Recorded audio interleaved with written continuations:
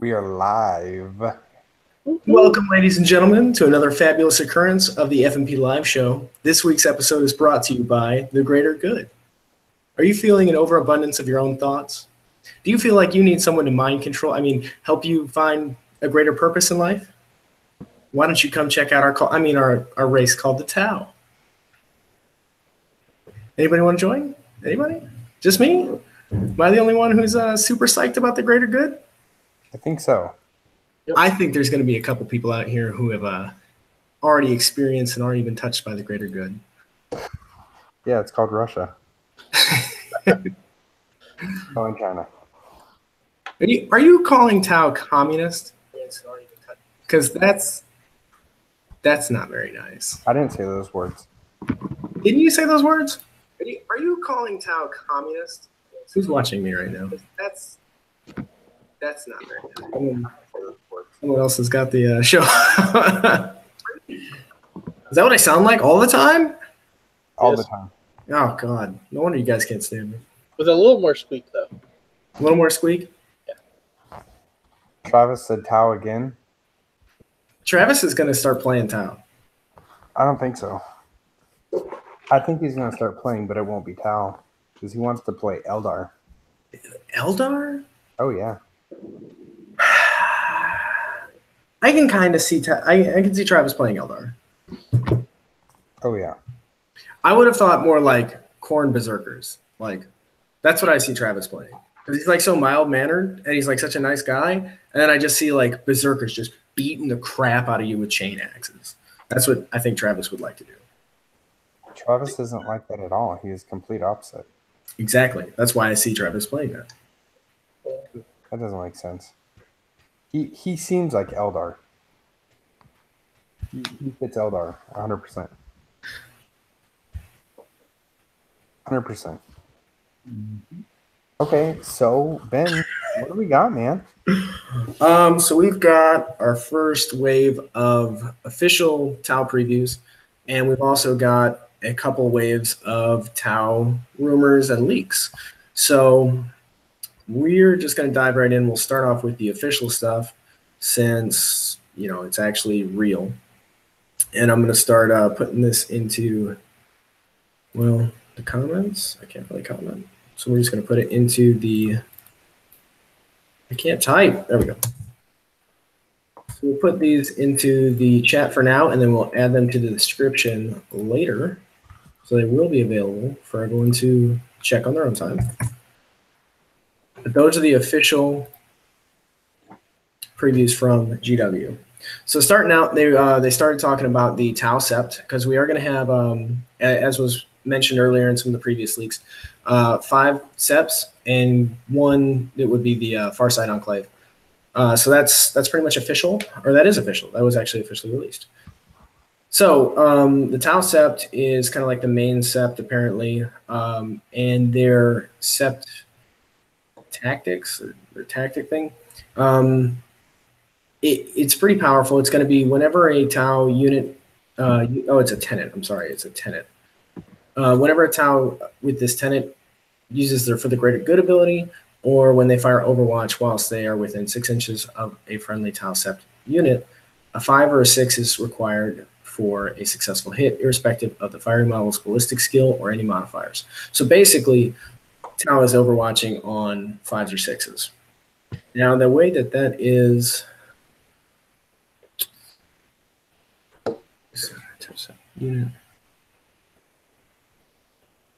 I'm curious if that means that they have to be within 6 inches of another unit in order for them to be firing on a 5. But either way, that's pretty potent. It's even got the tag below it, as if charging a Tau gun line wasn't already daunting enough. But really, that makes charging, a squad of 12 Fire Warriors a lot scarier. Especially once you start to get into some of the combos and synergy that the Tau are already known for, and that combined Overwatch. Personally, I roll Overwatch like crap. So, playing Tau, it doesn't matter for the greater good. I played a game over the weekend, and out of like legitimately 100 dice, I probably hit 7 shots. It was pretty rough. I don't shoot very well with my Overwatch. So That would actually help me a lot. I'm kind of jazzed about it. I like the idea of actually hitting my Overwatch and being a little bit more, trouble for my opponent as he's trying to charge me and squish my fish head. So moving on, we've got some information about hammerheads. The GW is recommending using 3 hammerheads in a spearhead detachment with long strike, which is the HQ hammerhead. So long strike is going to provide a bonus hit for these units, including himself, and he's got the tank ace, which gives him a +1 to wound when he's firing at a monstrous creature or a vehicle. And now he's going to have a little bit of a benefit from a little bit more benefit from marker lights than everyone else. The actual what's the word I'm looking for? The actual trait is called XV02 Battlesuit. Long Strike's gunship treats the number of marker light counters on an enemy unit affected by the marker light's ability as being 1. So Long Strike's getting an additional +1 ballistic skill on 4 marker lights, or he's ignoring cover on 3 marker lights. What's Long Strike already hit on? I mean, he's starting out hitting on a 2. So basically, if there's a couple of marker lights on something and he's been degraded a little bit, he's still hitting on a 2. So if you plan it right, I mean, Long Strike can pretty much hit anything on a 2 for the entire game until he's actually destroyed, or if there's no marker lights left on in your army. So that's kind of impressive. That's pretty nice, but I'm interested to see how that's going to play out. Long Strike can't take seeker missiles, so having one, at least not that I know of, I might be wrong on that, but I don't think he can take any seeker missiles. So having 1 marker light turn into 2 marker lights, not super effective, but 2 marker lights turn into 3, he can move and fire his heavy weapons without without that penalty. So that's the other thing too, is most of the time I run Long Strike, I'm just having him sit stationary, so he's not losing that -1 to hit on his heavy weapons. But with 4 marker lights now, he's, it's not as big a deal. TJ, you were talking about a tactical flaw that Ben just mentioned. What was it? Yes, correct me. TJ? TJ? Oh, what? Did you hear me? No, I was answering. Leon asked me a question. Sorry. I said Ben was just talking about how he would keep his long strike and his hammerheads back and not move them. You were talking about something about his tactical problems he was having in his last game. What was he doing? Oh, he wasn't playing the mission. You got to play the mission. Staying back, right? Yeah, So, I mean, entire if it's, Jonathan, grabbing objectives. the entire game, Jonathan and TJ just wanted me to charge. They were goading me into charging my opponent with all of the. You lost. I did lose, but not But because I didn't you follow. got to try to keep him at bay. So if you have to throw a couple sacrificial units up, that's fine. At least you keep him at bay. And it's always better to get a charge than to receive a charge. Unless you're Tau. You're still getting to go first. on a 6-up, or, well, I think mostly 5-ups. But yeah, you're right. I'm going to try that. Whenever you bring your bloodletters, I'll actually charge your bloodletters. Well, they only have a 5-up save, and they have a 3. They have toughness 3, so you're wounded on 4s. Hey, that's a benefit, right? That is. Most likely, I'm going to fail a lot of them. Just saying, if the mission is for you to grab objectives and all your cards are to grab objectives, you got to do it. Yeah. Well, when the objectives are on the other side of the field, it's kind of tough. But the other problem was I actually didn't have a whole lot of mobility with that army, which was interesting, because Tau actually can have a lot of mobility if you're running a lot of suits, or you're running something that can deep strike. You can actually have a lot of mobility with Tau, because a lot of the weapons are assault. But I wasn't doing that. I had a gun line.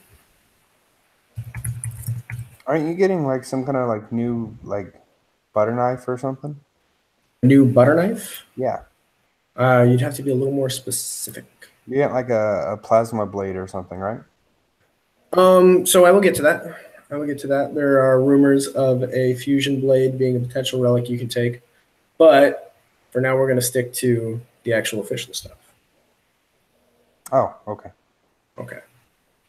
So onward and upwards.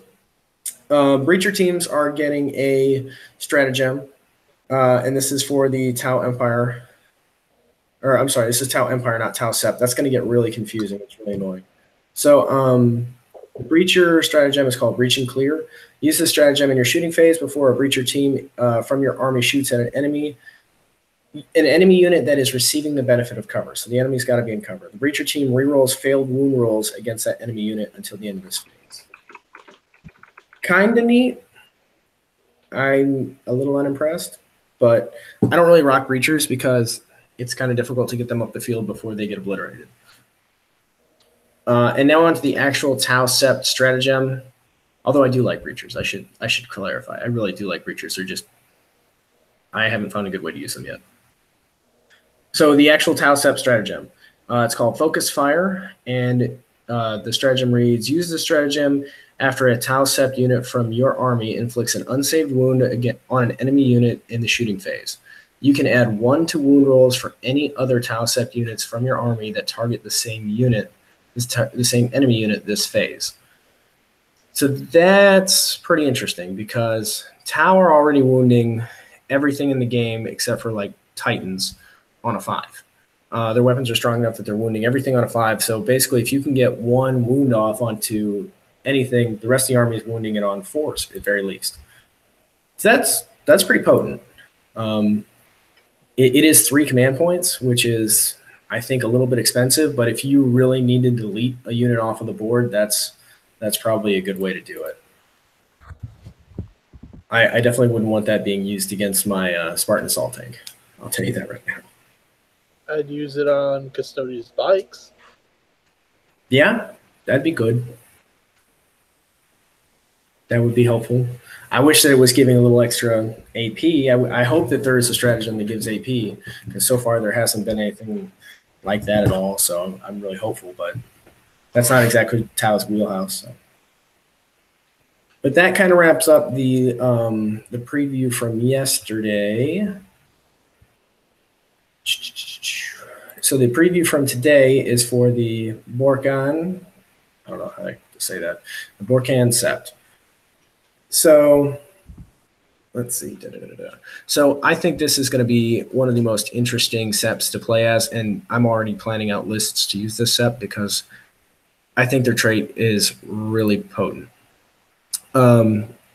Their tenet is called Superior Craftsmanship, and models with this tenet add 6 inches to the maximum range of any rapid fire and heavy weapons they are armed with. Tau typically are armed with a lot of assault weapons, but their rapid fire and heavy weapons are pretty ridiculous. Fire Warriors already have a 30-inch range on their pulse rifles, and if you play Tau, you probably run your Fire Warriors with pulse accelerator drones because it already gives them an extra 6 inches to their pulse rifles. So with that tenet, you're looking at a 42-inch pulse rifle. That's just ridiculous. I can reach more than halfway across the board. I mean, that's a long way that things are going to be in threat range of Fire Warriors, which are typically going to be on the back line anyway. That's also extending your rapid fire range, right? Yes. So your rapid fire range is going to be at 21 inches instead of 15. I mean, that's a huge buff. And I mean, and that's, when you start to pair that up with some of the other synergistic, aspects of the Tau, you've got pulse accelerator drones and you've got Cadre Fireblade there. You're looking at, 3 shots in 21 inches from every single Fire Warrior. And then you start looking at For the Greater Good, and you've got a hell of a lot of shots coming off really quick. But the other interesting thing that I recognized about that was that heavy weapons are including marker lights. So now not only do you have 42-inch pulse rifles if you're using the pulse accelerator drone, but you've got 42-inch marker lights. So you don't have to push your Pathfinders as far up the board because they've got that additional range as well. Marker lights already got pretty good range, but now it's got even more. Some of the other notable rapid fire weapons I remember, the sniper drones, the Tau sniper drones, their weapons are pulse weapons, or they're rapid fire. So instead of 48 inches, they've got 54-inch range. So they've got 54-inch snipers that are strength 5 but no AP, which, I mean, it's not a Vindicator Assassin, but it's the closest I think the Tau's going to have. See, I don't know if there are any. Oh, I know that Darklighter was really interested in the aspect of using plasma rifles because their range was only 24 inches. This extends it out to 30 inches. And plasma rifles are pretty potent with the -3 AP, and it's one of the only weapons that Tau have that have got decent AP. So that's going to be interesting to see. And let's see, in addition to that, oh yeah, every single heavy weapon in the freaking game. So all the Riptide's weapons, all the Ghost Kill's weapons, the Storm Surge, its heavy weapons, and I can't remember the name of the weapon, but one of them's got the 3 profiles, and within 10 inches, it's strength 14, 2 shots, you know, just ridiculous. And now that's 16 inches. That's a huge increase on the Storm Surge's damage potential. That's a huge increase on, you know, and we're already starting to get information about the heavy burst cannon, which we can roll right into. So the heavy burst cannon, see, they don't actually mention it directly, but they did say it's going up to 18 shots. The heavy burst cannon had a 36-inch range, so now that's potentially up to a 46 or a 42-inch range. And 18 shots at 42 inches, even if they don't really change the profile at all, that's pretty scary, because the old one was heavy 8, strength 6, -1 AP, 1 damage. 18 shots at 42 inches with that weapon profile, that's pretty scary. Once you start to look at, you know, the Nova profile for the heavy burst cannon, you know, that's a lot of damage for the Riptide to be putting it out. In addition, Ghost Keel, its weapons are heavy weapons, and I've always had my only complaint really about the Ghost Keel is that it's got such a limited range. It's, I can't remember which one's which, but one's 24 inches, the other's 18 inches, and both of them leave the Ghost Keel kind of vulnerable to being charged at the end of in your opponent's next turn. So in order for him to do any damage, he's got to get dangerously close to his 12-inch range of getting that -1 additional -1 to hit for your enemy. So I never really liked throwing him that close into combat. He's got a little bit of survivability, but it kind of negates the entire point. So now with that extra 6 inches, he's a lot more viable and a lot more dangerous. But back to the Riptide. The Riptide's kind of the iconic unit for Tau. They're kind of ridiculous. They're really cool. Those models are one of the first ones I saw that made me really want to play Tau. So hearing that he's going to be kind of brought back into the game since he was nerfed pretty hard in the index, that makes me really happy. I'm really jazzed about that. They've only released the new ion cannon, and the only other oh no wait, there is a burst cannon profile here. I overlooked this. So the heavy burst cannon, 36 inches, and it's heavy 12, strength 6, -1 AP, and 2 damage. So with the Borkan, how do you say that? Borkan, I guess, Borkan. With the Borkan tenant, that's going to be 42-inch range, heavy 12, strength 6, -1 AP, and 2 damage. I mean, you can nuke Terminators from halfway across the board. Yep. Then the Ion Accelerator. The old Ion Accelerator was 72 inches, heavy 3, strength 7, -3, 1 damage. And if you overcharged it, it was heavy D6, strength 8, -3, D3. With the typical Ion or Plasma, if you roll 1 for hit, the bearer suffers more mortal wound. But the new Ion Accelerator is still 72 inches, but the standard profile is heavy D6, strength 8, -3, D3 damage. And then in the profile that they show in the image, it shows the overcharge being 72 inches, heavy D6, strength 9, -3, and 3 damage, still with the rolling a hit roll of 1, bearer suffering a mortal wound. But I remember reading somewhere in here, let's see, I can't recall exactly where I read it, but somebody was talking somewhere in the article. It mentions, okay, here we go. Skip down to the Nova reactor, but for the Nova charge, it stayed pretty much the same. You've got the Nova Shield 3-up invul for the Riptide. The boost model can move 2d6 in your charge phase, even if it didn't declare a charge. And the Nova Charge, choose for either of this model's heavy burst cannon type to change to heavy 18, or its ion accelerator type, both standard and overcharged, to change to heavy 6. So with the Nova, it's going to go from heavy d6 to heavy 6. And I mean, overcharge or not, that's pretty freaking scary. That's just a straight 6 damage. That's an 18 shots. I mean, dude, that's well worth the mortal wound that you're still going to suffer for the Nova reactor. And then you tie in the Riptide stratagem, which allows the Riptide to use 2 effects from instead of just 1 for using its Nova reactor, and it's only 1 command point. So although I wouldn't say that the Riptide's entirely broken, it is definitely a huge threat now. You can once again have your 3-up save for your turn and use the Nova profile only at the cost of 1 wound. Absolutely worth it. Well, the cost of 1 wound and 1 command point. So that's pretty spooky. I definitely can't wait to put all 3 of my Riptides back on the table. Spooky. Spooky. Spooky dooky.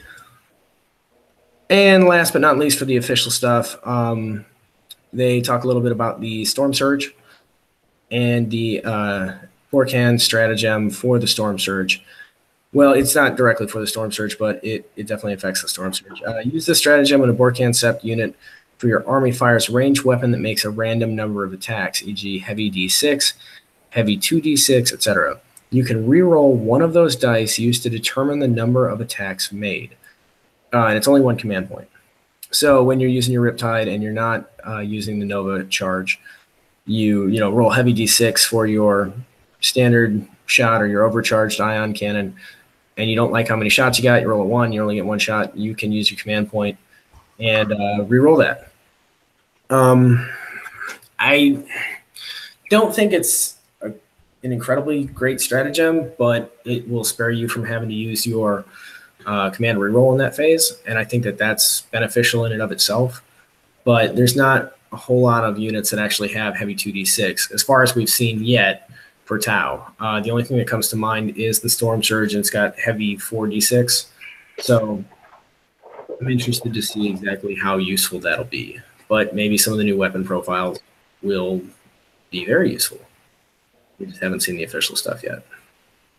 So before I go on to some of the non-official stuff, I will let you guys tell me how much you are excited to play my Tau. So, who wants to talk about something fun? What? You don't want to see my Riptides on the battlefield just laying into you? Ben. Can we talk about something fun now? Yeah. Oh my god, I'm so jazzed. I'm having a blast. What? Wait. You said 3 Riptides, right? Yes. I mean, for FNP Wargamers, you have to have painted models. Oh, that's fine. Oh, okay. That's fine. I've got a game store now. Like, I'll be up there all weekend, and in between helping out customers and playing games on those tables, I'll just go paint a couple Riptides up. I've already got 1 painted. Just need the other 2.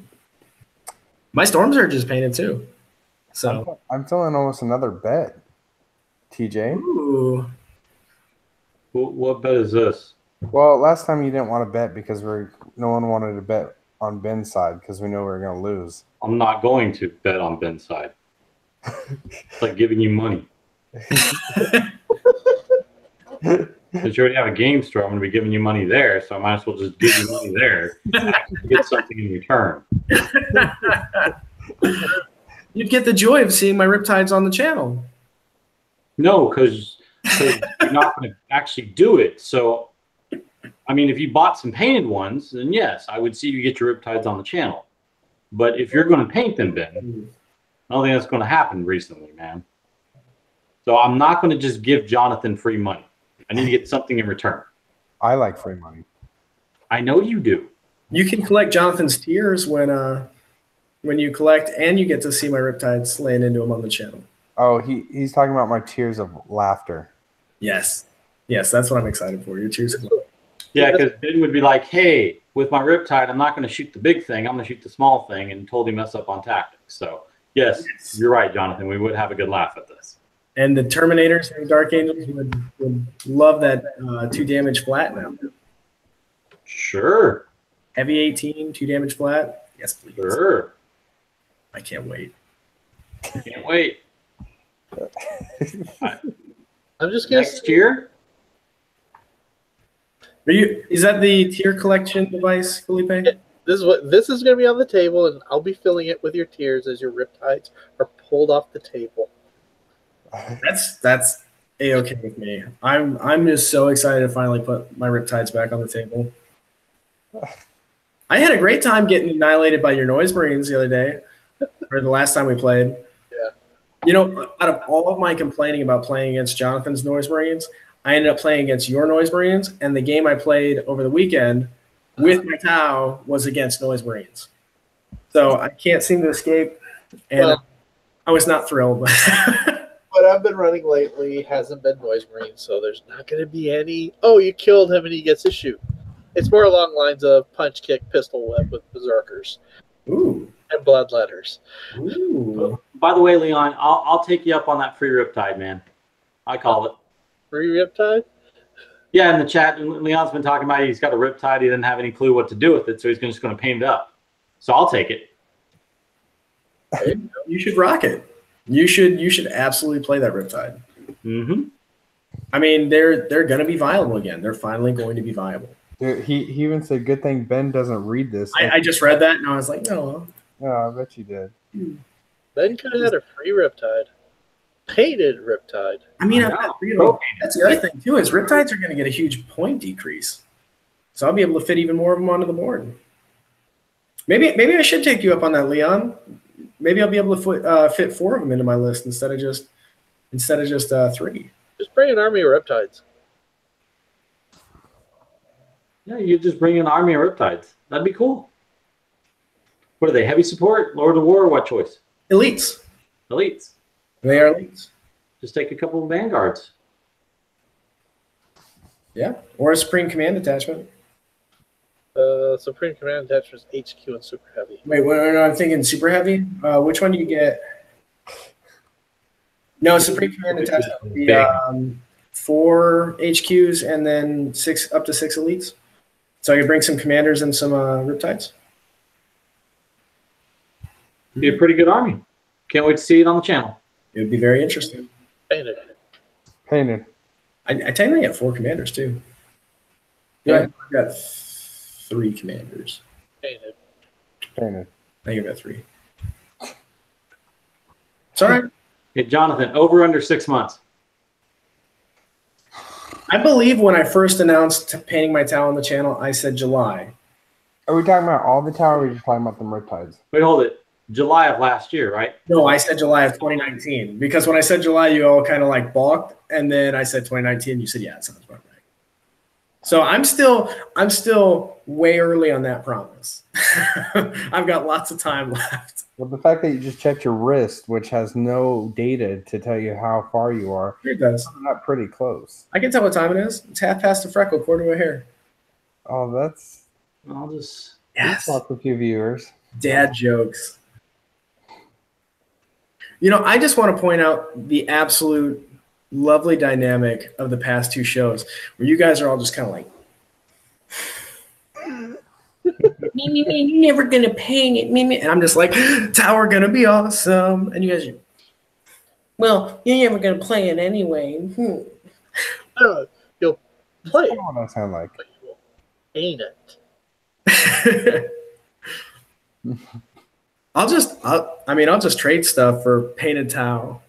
I've got a store. I'll just trade brand new stuff for painted Tau. That's what I'll do. That's pretty funny, considering your whole army at that point will be Painted better than I can do. It'll be like a rainbow of colors. My army right now is a rainbow of colors. It's okay. It'll be easy for him to play in tournaments and using different seps because he can have different attachments with different seps because everything will be different colors. He can be like, Yeah. here's my Borkin, and this over here's the Tau, and this one's going to be the other set that'll probably be what beyond 12 inches, the next one will probably be beyond 12 inches. It's a +1 to hit for me because I have stealth technology. So that'll be when you use all your stealth suits together. So I want to roll into that real quick. So we actually do have some of the leaks, and the 2 seps we've talked about are the only ones that I actually think sound decent.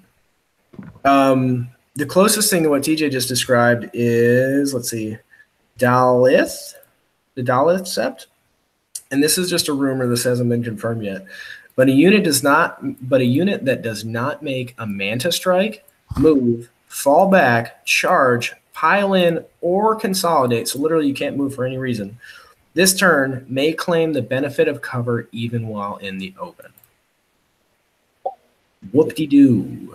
Cover. Now, I will say that Tau saves are pretty crap, but they can't move for any reason. They can't pile in if they're charged. And even if they are charged, they can't, if they fall back, you've lost it. So why not just pile in anyway? Why not consolidate? Because if you're going to fall back to shoot, it doesn't matter. So I thought that was pretty freaking lackluster, but that hasn't been confirmed yet. See, the other 2 that have not been talked about is the Sakia. I don't know how to pronounce any of these sept names. And that is +1 leadership. Additionally, in the shooting phase, you can reroll a single failed hit roll for each Sakia unit, which is kind of like a worse salamanders.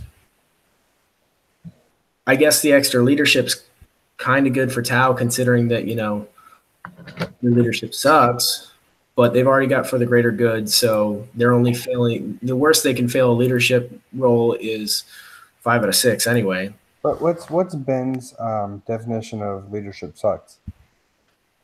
Actually, if you've got the what is it, Shasbury? I can't pronounce any of this stuff. I just like Tau.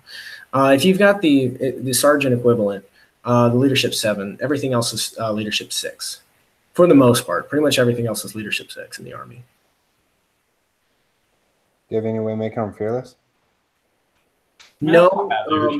There's a couple abilities out there from the ethereals, from some of these new proposed warlord traits that'll help, but not that I'm aware of. But I've never actually tried. I've never put a whole lot of thought into it, really. So something like Night Lords could potentially just decimate Tau. So what's the leadership on a Riptide? I'm gonna guess 8. Okay. Why? What you got? What are you brewing about? Oh, I'm just thinking about a little mind control. Interesting. And just taking your overcharged death machine and unleashing it on your army. Didn't you do that to me?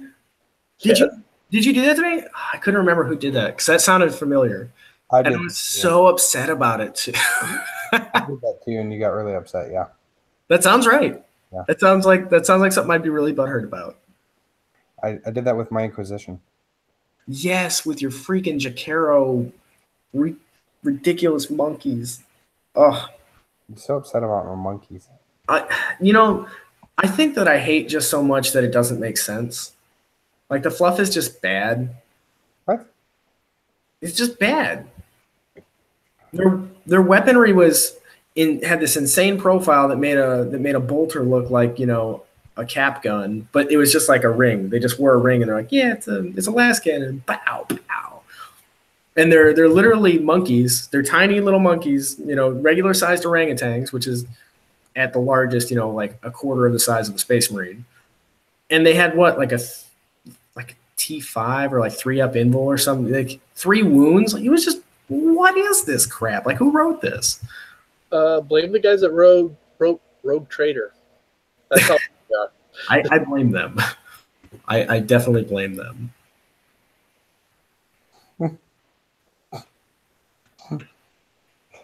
Oh. Everyone's so sad, and I'm so happy. Good. You got to make us happy because I'm not super stoked about Tau.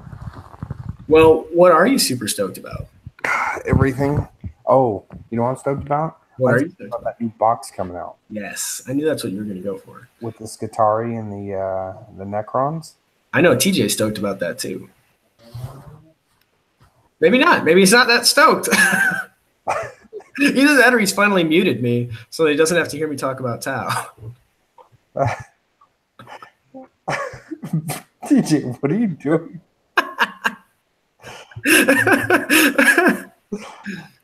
What's up? He just Oh, hey, buddy. You know we're live, right? Yeah. Yeah, we're live. A video of porn up in the corner. I was just making sure that we were actually going to talk about something most people are excited about. Admech versus Necron's new box. Yay. Yeah, that's what I'm looking at right now. But I'm like, where's the chaos profile for this new mini knight? Yeah. Chaos What's that? can begin that mini night. Yeah, I'm just excited, man. That new Necron Cryptek looks wicked. Yeah, that's really interesting, too.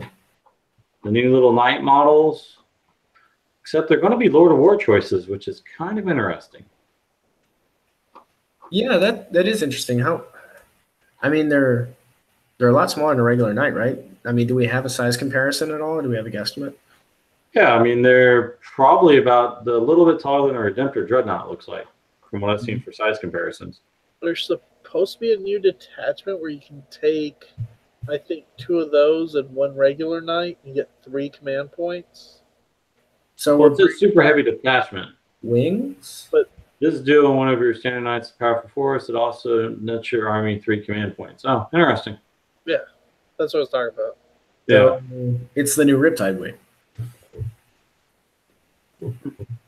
It'll be interesting to see what happens, but I just like the starter army is just pretty cool.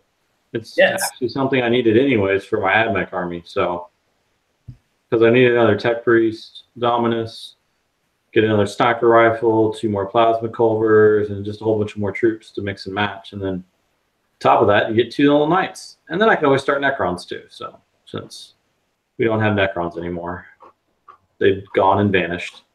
Yeah, They've gone back into their tomb of hiding. Oh, the Necrons. Such a sore spot. They are. They really are. Dude, you know what? You should have just sent that guy an orb that said, "Here, here's a resurrection orb." And just let him deal with it. Is that what it's resurrection orb? I don't know. Whatever the freaking Necrons use. I don't play Necrons. Resurrection orb? Whatever the resurrection protocol, the thing where they keep coming back from the dead. The orb just made it better. I don't know what it's called. Talking about reanimation protocols, Ben. That's what I was trying to say. Thanks, champ. Thanks for the dead air there. That was neat. I was just letting you flounder for a little bit. I know, it was fun. Just I guess dangling. this new box that's going to come out when the Necron Codex drops. It should be next month. That's exciting. That's pretty cool, actually. It's pretty cool. What better way to drop a new Codex than to get a new starter box with it? So I know. that's going to be pretty cool. We're going to order like 5 of them. You're going to get 5 of them? Yeah. You're going to start Necrons again? No. Maybe. He is. This time I'm going to do them differently. You're going to paint them gold instead of silver? Yeah, that's it. I feel like you've painted enough gold for one lifetime. Who? You with your custos. I'm not even close to done. I have so much more now that they're like, here. How many layers of gold do you have on each of them? Say what? I can't How wait many to layers of gold do you have on each of them? Like 4? You're not tired of gold yet? No. Well, yeah, but no. You know what I really want to see? that golden beautiful army on the table. That's know. what he wants to see. That's what I'm excited for. I want to see you do. I want to see you do those Necrons with that spastic super chrome mirror finish paint. God, that'd be a nightmare to do. Oh yeah, all the little joints and stuff and everything, and that paint getting in there. Yeah. Oof. Not going to be fun. Man, I just need to get these Dark Angel Scouts done so I can put the Custodes on my painting table. How many points worth of Custodes do you have now? I see a bunch of I boxes. haven't totaled it up yet. I can just see a bunch of boxes behind you. I can't remember what all you've got. Other side. Yeah, just bought one of each. All the new box sets that came out. I've heard a lot I of people. didn't buy a Warden box set. I'm not too sure about the Wardens yet. Yeah. I've heard a lot of people are just running 3 shield captains on bikes, and apparently it's doing pretty well. Yep, good. Colony Dade ran that, and he won a tournament up in, what was it, Austin or something? Ran Really? full Custodes Army, so. Yeah, I just need to get him ready. I think I'm going to probably go to Alamo GT this year, so. When's that That'll one? be fun. Yeah, I want to try to go too, possibly as a vendor. Ooh. Yeah, but I think it'll be fun. I want to get probably do a Grey Knight Custodes mix army. 2 detachments. That'd be pretty great. Yeah, it'll be just like the fluff in the thing, in the book. Cool. Get the elite of the elite. Pack it up in a little bitty case and go and play. Hey, show off your case, TJ. Huh? Show off your case. It's actually pretty cool. Oh, the A case? Yeah. Yeah, it's pretty cool. I just got it in from my Kickstarter from Poland. Took like 8 months, but finally got it in. Well, it came from Poland. They probably put it on like a yak. And Yeah, then, but it's the A case plus, and that's 1,500 points of Grey Knights. They're hanging on the ceiling. Yeah, How are they doing that? they're using science. science, No, it's magic. Magnets or magic. Warp magic. Heresy. They don't do that. Dude, they're granite to have grab boots. Come on. So yeah, I like it. It's pretty cool. So all I gotta do is just put some Custodes in there, and that's all done. You could probably fit 2,000 points of Custodes into that box with what you got in there right now. You can put Probably. 2,000 Custodes in something that big. Well, I got a lot of Custodes to paint because I want to paint the entire 10,000. Right. Yep. That's what GW should do. They should have that in like Warhammer World and paint the entire 10,000 and put them on a display. Oh, when was it that they did the Ultramarines chapter? Remember that? They had all those Land Raiders, Rhinos, and Space Marines. Oh yeah, they did the full Ultramarines chapter box sets that you could buy. Yeah, it was. God, what was it like? 30-something Rhinos. Yeah. Yeah, every single thing had a transport. Oh God, yeah, that was crazy. But the chapter was crazy, and the company wasn't too bad, but still, the chapter one was crazy. I forgot how much that thing was. That was insane. But of course, that was way back when GW like didn't even give you a discount for buying it. You remember GW's discounts? They used to be. If you buy these 5 things, it's the same price if you bought them individually. Yeah, But if we put it in a convenient bundle for you, yeah, it's good stuff. Yeah. but now they're like, here's a package that's worth $500 for $100, and you're like, Yeah. Yeah, the Dark Imperium set, man, got 8th edition started off proper. yeah, dude. You know, one day, Jonathan, we're actually going to paint the models we bought from there. That is true. I'm getting closer though. Yeah. But I'm just doing my mass paint. Yep. Which that reminds me, I got to bring all that up to the shop. I'm just gonna mass paint those bad boys. Yeah. It'll look good. I hope so. That's the plan. Yeah. We got to keep the theme going with my Nurgle army. You are the Nurgle man. I am the Nurgle man. Thanks. You're not smelly, though. I know. I don't like to be smelly. No. That's the one Nurgle thing I want to avoid. You just want to be bubbling everywhere and have your intestines hanging out. Yeah, I'm okay with that. Good stuff. Here and there.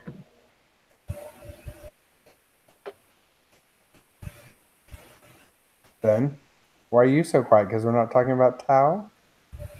No, I just wanted to make sure I wasn't stealing the whole show. Like, you guys are actually finally saying words and not pouting in the corner. So, I mean, I don't want to interrupt that.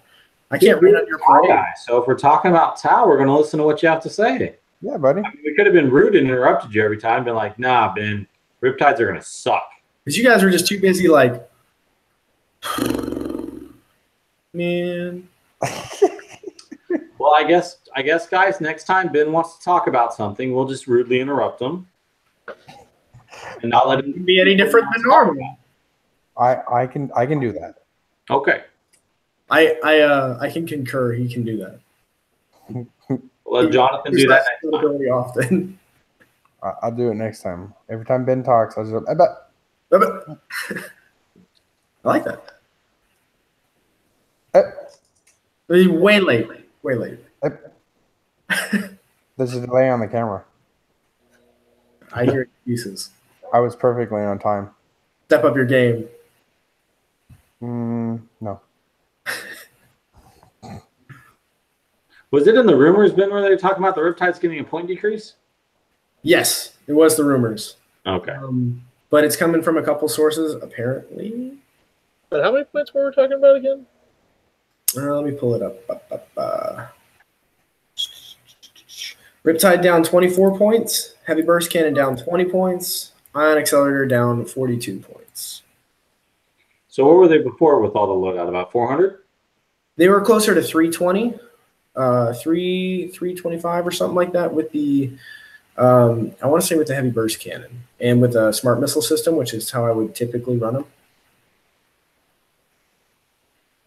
But, yeah, I mean, that brings them down closer to 250 if you're not bringing the Smart Missiles. But Smart Missiles are reportedly getting -5 points each. So let me go over some of the point changes. Let's see. Gun drones are reportedly +4. Are you interrupting me? Yep. I don't know what's happening. I'm not looking at you. Oh, is that you guys whining because we're talking about Tau again? No, you just said next time we talk, we're supposed to interrupt you. So we're just obliging to what you told us to do. Oh, well, B+ for effort, I guess. I don't. You're supposed to say much obliged. Rude. Oh, am I rude? I'm the rude one. I like that. So rude, Ben. I do what I can. I don't have any manners. I wipe my hands on my pants and I don't bring gifts. That is true. You do.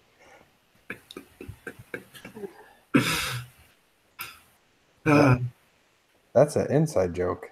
That is an inside joke. Because you're referring to my wife, who doesn't like you wiping your crap off your hands in my house. What I typically do is I stick my hands into the cake and I just go, and it just falls on the floor and the crumbs are everywhere and the dogs are like, yes. And your pug is just getting all the crumbs up off the floor. This is a typical day at Jonathan's house. Sounds like it. That's a Tuesday. That's a Tuesday, which is a day that I'm almost never at Jonathan's house. Almost or never. I'm sure there was at least one instance where I was at your house on a Tuesday. Maybe. I don't think so. Yeah, because I watched your house for a week or so on locations. But I wasn't here. That's right. Which is how I prefer your house. Oh, when I'm not home. Yeah. You know what Ben told me he regretted? He said he didn't use my bidet toilet.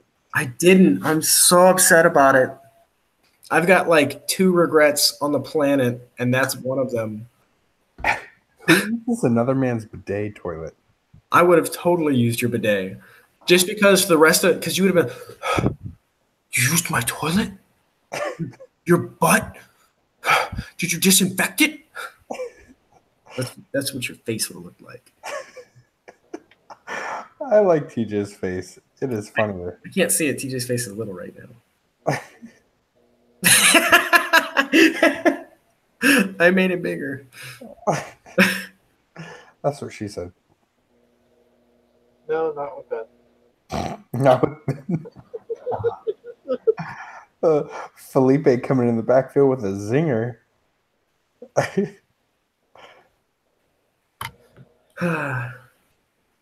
What were we talking about? Are we off topic again? Well, we always get off topic. Off topic, bordering on PG-13. You were talking about point drops. I was going over some of the With the smart missile system and the burst cannon. Yeah, so Riptide's cool. Apparently Breacher and Strike Team, so all Fire Warriors are going to get -1. So they'll be 8 points apiece, I think. 8 points? I don't know. Devilfish minus 21 points. Gun drones plus 4 points, which is kind of interesting. That's a big, I mean, that's 30%, 33%. Point increase, that's pretty high. Shield drones getting +2. So shield drones and marker drones apparently aren't getting anything. So marker drones, shield drones will be 10 points apiece, and gun drones will be 12. Broadside's getting -20, which is nice because they're pretty expensive. Skyray's getting -19. Hammerhead's getting -17, and the Piranha's getting -6. And then the points raises that I'm seeing here are On Shi is getting +8, and On Va is getting +20. Interesting.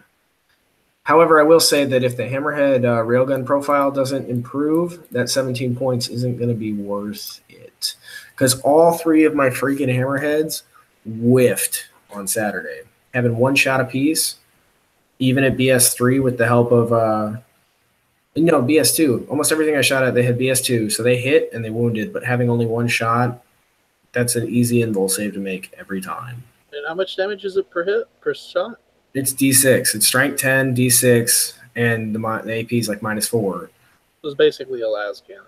A little bit better las cannon. Yeah, I mean, it can double out a bike or a T5 unit, but you only get 1 shot. So if you whiff for whatever reason, you whiff.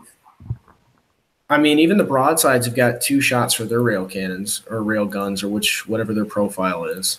And what else can you put on those tanks? You can give them the ion something or other. I don't know, it's backup weapons. You can give them the smart missile system, the burst cannon drones, or the regular drones, the regular gun drones. So the smart missile system, actually, I don't think that detaches. I'm not 100% sure on that. I don't think they're just smart missile drones. I think it's just a system on the Hammerhead. I think the burst cannons are burst drones, but feel free to correct me if I'm wrong on that. And then, just regular drones can detach and come off. But the range on all those weapons, the max range on any of those weapons would be the smart missile system at 30 inches. And if you're playing Borkan, somebody in the comments said that Borkan was going to be referred to as Brokan. And I kind of agree because it's pretty potent. So Brokan sept, you'll have 36-inch range on your smart missile system, but ideally you don't want your Hammerhead anywhere near combat. So it's got a 72-inch range. With that, it would have 78. You would never have to move it unless you had line of sight obstructed. And how many wounds does it have? 13.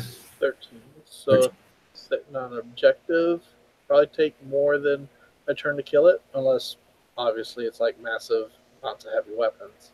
I mean, yeah, but you could use a Riptide to the same extent. Or you could drop a commander or something else. I think they're just expensive. Like the firepower they've got is pretty decent, but 1 shot for that model each turn, I can tell you from experience, either from whiffed rolls or from people making invul saves, dude, it sucks. I mean, even like back when I was playing Tau before I ever got the Salamanders and before I got frustrated with them, I was still whiffing with my Hammerhead all the time. Just that 1 shot is rough. And I mean, I don't really think it's worth it. Like as expensive as they are, I don't think it's worth it. So I'm going to look into the ion cannon profile.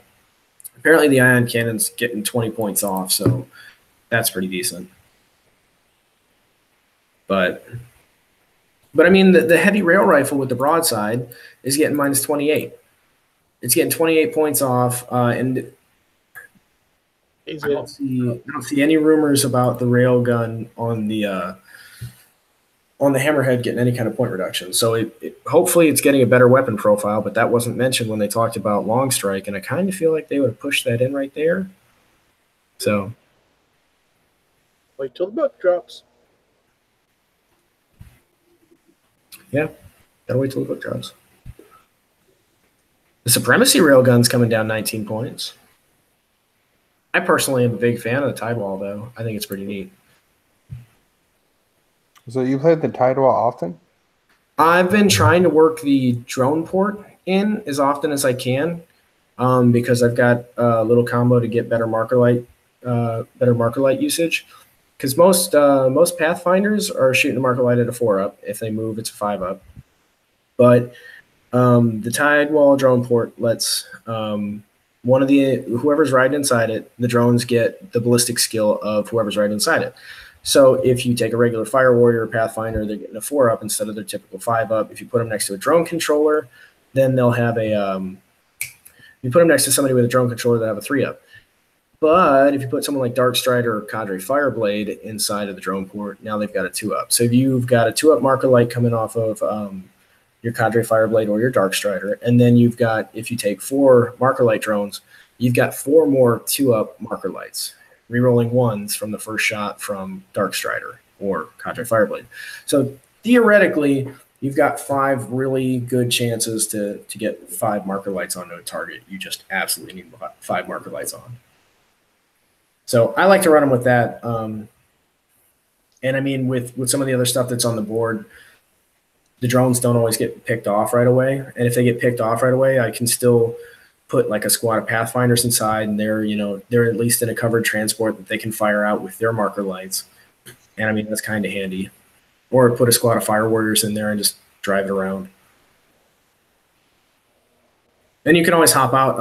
I actually, in my last game, I had a squad of Fire Warriors that was tied up right next to the drone port. And my opponent mentioned that I wouldn't be able to fall back and shoot. And I said, well, maybe I can. And I jumped Darkstrider out. He was within range, so he could use his ability, and they did get to fall back and shoot. And they had an extra they treated the enemy like it was 1 toughness less. So kind of handy if you've got anything nearby. I like the combo a lot. It's kind of fun. I also did the same thing with the Supremacy Railgun, but I only had a regular Fire Warrior in it. But you could do the same thing, put Cadre Fireblade inside of it, and you're shooting the Supremacy Railgun at a 2-up. Cadre Fireblade costs like 40 points, 42 points. Darkstrider is somewhere in the same range. But you can have as many Cadre Fireblades as you want in your army. You can only have 1 Darkstrider. Even still, better than the 5-up. Better than the typical 5-up on the drones. Better than the 5-up on the railgun. You think I'm getting close combat kind of options? Yes. So if we skip ahead a little bit in some of the rumors, let's see where we. Not about for our time. It's almost 10:30. So it is 10:30, but I could talk about Tau all night. I'm just kidding. Go for it. Man. And yeah, there's a ton of potential leaks. I mean, tactical drones getting Mana Strike. The whole Savior protocol working on a 2-up now, like a bodyguard instead of just being automatic. That's an entire discussion in and of itself. But we'll skip ahead from that, and we'll go on to some of the relics. And this is all rumors. But apparently, Farsight Relics has got a fusion gun and fusion blades in close combat. That's literally all it says, so I have no idea what that means. But I know that Darklighter was looking forward to fusion blades, and he was really, really hoping for some fusion blades. So I think that's a cool option. That on top of, the proposed or the rumored Warlord trait, or not Warlord trait, I'm sorry, Sept trait for Farsight, which is reroll wounds of 1 against enemy models that are within 6 inches of the firing Farsight model. That's pretty good. Farsight is the Tau that is meant to be in close combat. And then we've also got the rumored Onager Gauntlet, which has been rumored a long time, and it's strength 10, AP -4, damage 6. So it's literally a railgun that you equip to a character, and it gets more attacks than your hammerhead does. For less points. For less points, because it's a relic. Even if you took that with, even if you had to pay for the extra relics, which would probably be an option with the Tau, that's absolutely incredible. So I don't know, like I said, that's rumored. There's no guarantee that that's going to happen, but I know a lot of Tau players are looking forward to some sort of combat option. Just getting run over by Demonette sucks. I haven't even had to worry about Bloodletters yet, but Demonette's was bad enough.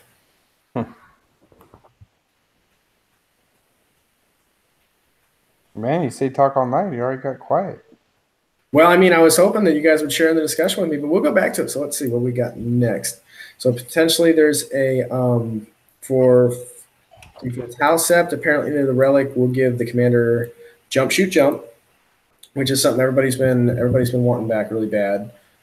For Borkan, a good plasma gun, and it says, I remember fixed damage of 3 for strength and AP. It doesn't say anything else. I just remember fixed damage 3 for strength and AP.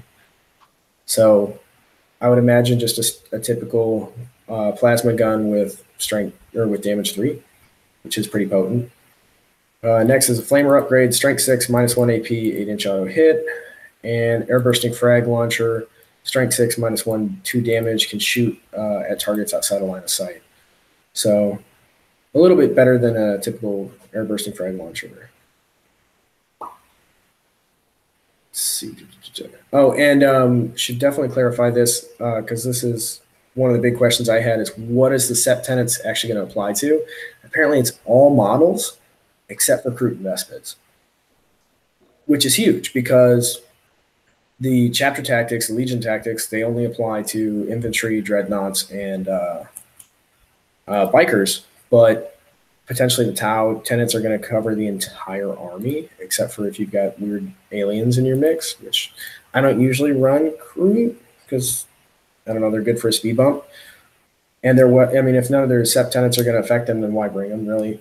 You can just use the points on something more useful that's going to get affected by your SEP tenet.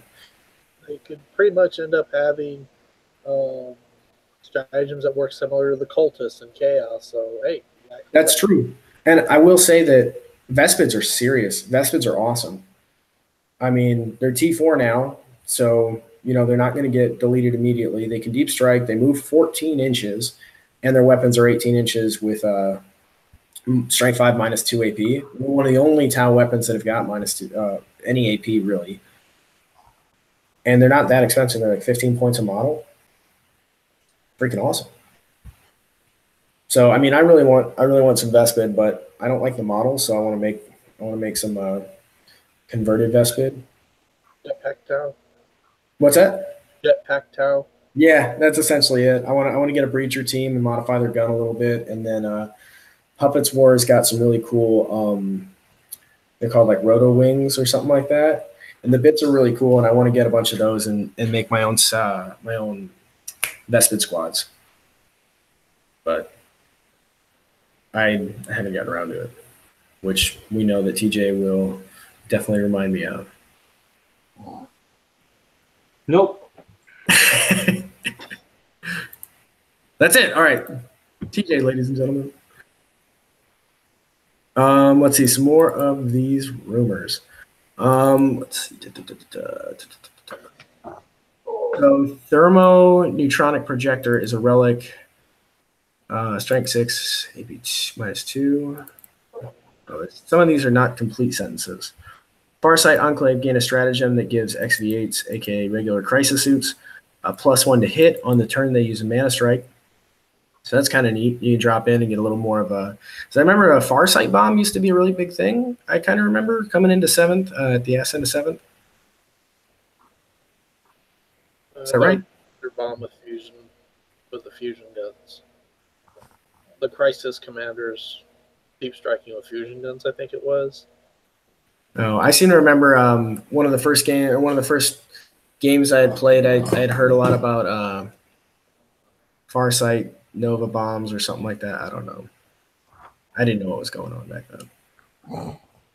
I still don't know what's going on. Yeah, I wasn't playing the NPC/anime army. The anime army. That's what I like. All right, so Cold Star Commanders, which actually is a unit I've been really wanting to play. Cold Star Commanders can take any weapon except for the Cyclic Ion Blaster and up to 1 high output burst cannon, which is interesting because the high output burst cannon is basically 2 burst cannons put into 1 weapon slot. And the original Cold Star Commander was pretty interesting because he had a 20-inch movement, and when he advanced, he just automatically moved another 20 inches. And both of his weapons were assault weapons. He had a missile pod and the high burst or high output burst cannon, which I mean is pretty solid. He's hitting on 2s, and then he advances. He's hitting on 3s. He's got a 40-inch movement range. I mean, he can cross the board in a single turn, grab any objective, and he's got deep strike. I mean, that's pretty cool. And then, you know, if you give him the high output burst cannon and then maybe 2 more burst cannons, that's a lot of shots coming out of him. Oh, no, 1 more weapon. So another burst cannon or whatever you want to put on him. The cyclic ion blaster, I can understand that. That weapon's pretty potent, so not giving him the ion blaster kind of makes sense. Next rumor, regular crisis suit commander with the option just 4 wounds instead of the 5 or 6 for any of the other commanders. Says homing beacons are used at the beginning of the movement phase, which is, I think, still the way that they were used. I don't really know what that means. Riptide gain a stratagem that allows them to use 2 Nova Charge buffs at once, which has been confirmed, so that adds a little bit of credibility to the source.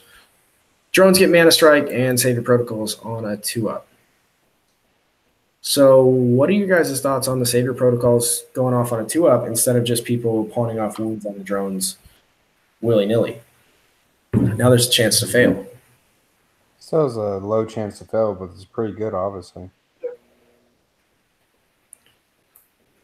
I think, that just having that low chance to fail should mellow it out, because even I could admit that, passing off every single high damage wound onto a drone is a little broken. Agreed. Agreed. Good insight, guys. Good insight. Sorry. So, something neat. I'm interested in playing Infinity. Infinity sounds kind of interesting. I just like the models a lot, and then the terrain looks fun, and it just looks neat. So that may be something that I may be adding for the channel. You need to have on there. Depends how easy it is to film and how much I like it, and yada yada. But some of the terrain looks cool. It looks like fun. You said the terrain's all like cardboard, though? Yeah, but it's like really decorative cardboard. It's Oh, is it? I haven't seen any of it in person. I really want to see it. staircases. It's not really cardboard. It's just, I guess it's cardboard. I imagine it's got a design printed on it. I've heard people complain how much terrain 40K uses. Infinity's like double to triple the amount of terrain you use in a 40K game. Yeah, but it's fairly cheap. Yeah. Like for a whole table, for it's like $150, and you can use that. You can double that terrain. You use it for 40K terrain. One thing I looked at, the first thing that grabbed my eye at Infinity was the bikes. I really liked the way the bikes looked in that game. And I was like, man, I'd love to do some Raven Wings with that or something. And then I found out the scale was they were too small for Space Marines. They're about a third to a quarter smaller. So it looks like he's riding a little training bicycle. Jonathan, what army were you actually interested in playing? The Yu Xiang, the Chinese. Because I think I don't know if I can mix them with the Japanese, but there's a lot of really cool units with the two. Here, I was looking through the armies and I couldn't remember which one I was interested in. There were 2 I was kind of interested in. Not the Nomads. Combined Army, I think, is what it was called. Felipe, have you played? I haven't played it, no. No. I think the Combined Army and Aleph were the 2 that I was interested in playing. And that's the AI? Yeah. Those look neat. Yeah, Very cool models. Yeah, I was disappointed on a lot of customization, though. Well, yeah, but I think they said it's a very complex game. I'm sure it is. Like, I'm sure it's a fun game, and that would actually kind of be nice because a lot of time, to paint a big army, paint up all these different models, and having a smaller army and playing a smaller scale game sounds a lot more interesting. I may be off on it, but I hear it's kind of like an activation type game. You get so many activations, and it goes to the other player, and you can like spread it out, do something with this squad and that squad, or you can just spend it all on one squad or one guy. But it kind of leaves you at a disadvantage if you do that. That's pretty cool. Yeah, I've heard it's got a lot of reactionary phases. Either that or that might have been Spectre Operations, which I've heard And we were talking about the same guy we were talking about Infinity with. That sounded kind of interesting. I think Infinity sounds a little more interesting, but Spectre Operations is like what is it, elite modern day military units, and you've got different like classes. You've got super awesome Navy SEALs down to like militia who have got very little training to just rebels who have got no training, and the different levels of training bring different points cost, so you can bring mixed matched armies. And then if you take some of the rebels that don't have any training with some of the super elites, they add little bonuses and stuff. So I thought that sounded pretty neat. But I think Infinity still got my attention more. Yeah, I'm curious to see like how pan out. Right? Like how it develop at the shop. Yeah, I'm interested. I really want to see some games. We've had a couple people offer to do some demos, and maybe they'll let us get a game or two in. I'm thinking we ought to order a couple boxes and see how they do. But I'd love to see what the game is actually like in person, because I haven't seen a game yet. Yeah, I mean, of course, it'd be cool to see one played. Yep.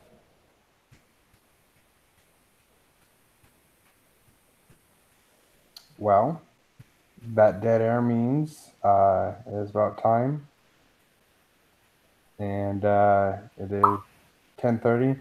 I think we've all been pretty tired, and I know Felipe just started work and he just got done being sick.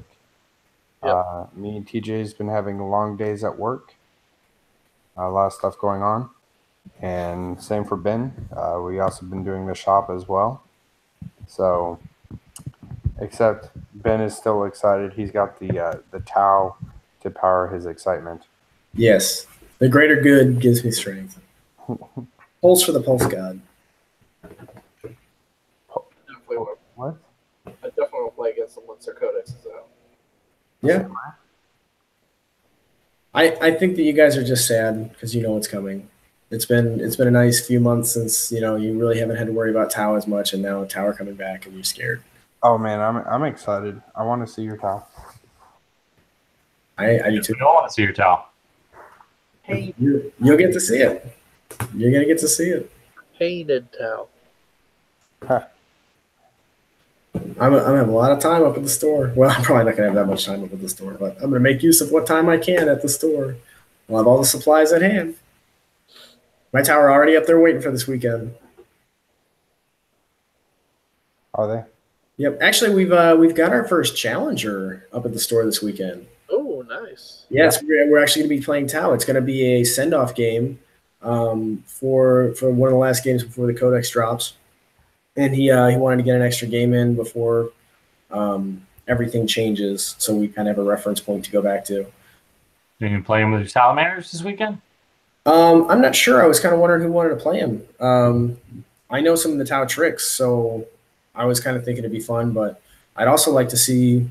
I mean, I keep saying, I want to see Chaos versus Tau just to see some of that fun. But You know what you should do? You should have some Tau on Tau action. yeah, that would be interesting. But gunline against gunline wouldn't really. I don't know if that would make for a very good video. Well, it depends who goes for the objectives. Yeah. That's true. You can't just sit back. You gotta make it an objective game. Plus, if you do ITC, Yeah, but if I'm going to build an objective-based army, I'm kind of building for the game.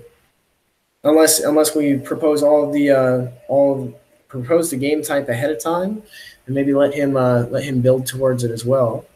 That'd be interesting. I think the thing about it is y'all both build a list that you would use if you're playing an ITC or a normal scenario at Maelstrom. They'll just build a list. It's good, strong list.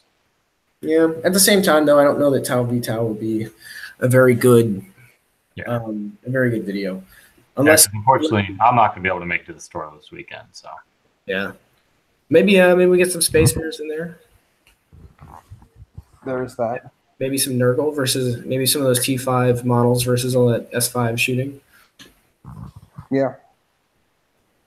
We'll have to see. So that enthusiasm level says probably not. Probably bad. Hopefully. Yeah, I mean, should be a good game. I mean, from talking to the gentleman, he seems like a very good Tau player. So he's going to know how to counter a lot and do a lot of things with his Tau. So he's a very experienced Tau player. So He is very knowledgeable. He was giving me a lot of pointers during my game and reminding me of stuff that I'd completely forgotten about. So yeah, I mean, definitely get a game in, man. We'll see. It's got to go to somebody, but I guess nobody wants to play our first challenger, so I guess it's just going to go to me. There's zero enthusiasm in here at all. I can't I make don't it know towards the weekend, man. You've got an excuse. That's okay. I I can understand. do it on Sunday. I don't know if he's available Sunday. Yeah. I'll check with him if you want to play him, but I'm not sure. I know we were talking about Saturday around 1. It's Saturday. I think you're gonna have to get it. Next Saturday, I'll be able to. Ooh.